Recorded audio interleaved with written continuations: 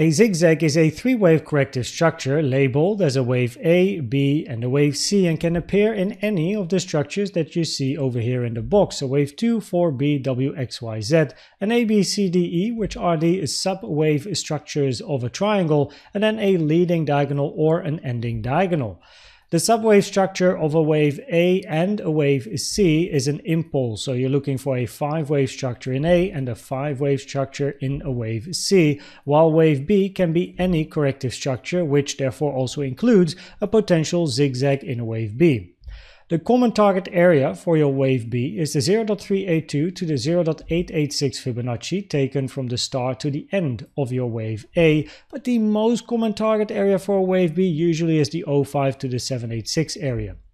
The common target area for your wave C is between the 1 and the 1.618 trend-based fib extension, with the most common target area being the 1 to the 1.236 trend-based fib extension taken from the start to the end of wave A to the end of your wave B. The 0.618 is a rare target for wave C, and the wave C in a zigzag always has to end below or above the high or the low of your wave A. I mentioned that a wave B can be any corrective structure, but the only structure that has an impact on wave C is a triangle. So if wave B is a triangle structure, the common target area for your wave C changes to the 0.618 to the 1-to-1 trend-based fib extension taken from the start to the end of A to the end of wave B, and now the uncommon/rare target area for a wave C is the 1 to the 1.618 area. If you have a finished impulsive structure to the upside in a wave A and you're looking for a wave B to end, then preferably that wave B is ending after the 0.382 fib time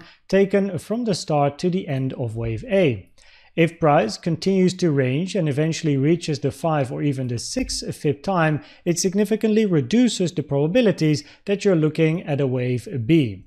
Now, what has to be said is that a wave B more commonly can extend in time compared to a wave 2, because on the chart how it goes is if you have a first impulsive move to the upside, you're not just immediately labeling this a wave A. You're likely going to label this either a wave 1 or a wave A, and then you're looking for a wave B or a wave 2 within a 3 or C to the upside, but you don't know. Now, most commonly, a wave 2 is a short and deep corrective structure. Wave B, however, can have a tendency to be longer, so the longer the corrective structure moving towards a 3 or even a 4 and then potentially even a 5 fib time, the higher the probabilities become for this structure to be a wave A, B and a wave C compared to a 1, 2 and a wave 3.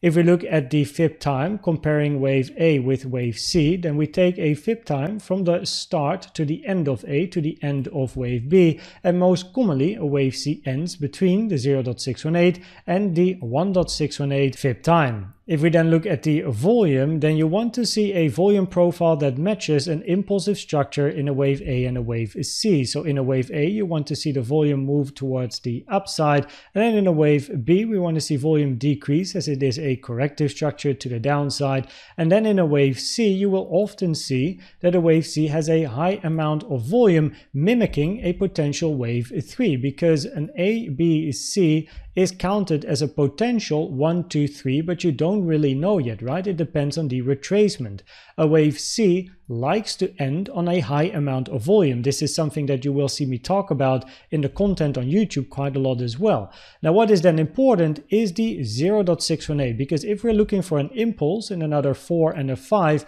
making another high on a lower amount of volume, then wave 4 is not allowed to hit the 0.618 taken from the low of 2 to the high of your wave 3. While for a wave C, that is exactly what you want to see. So if we have a wave C to the upside, a 5-wave impulsive structure, and we eventually start to range and the highest amount of volume is in the high over here, or at least in this structure, then we want to see price move to the downside and hit the 0.618. That gives extra probabilities that this was an ABC to the upside, and therefore the probabilities increase to sooner or later take the low. This is everything that you have to know about a zigzag. If you have any questions, make sure to ask them in the group.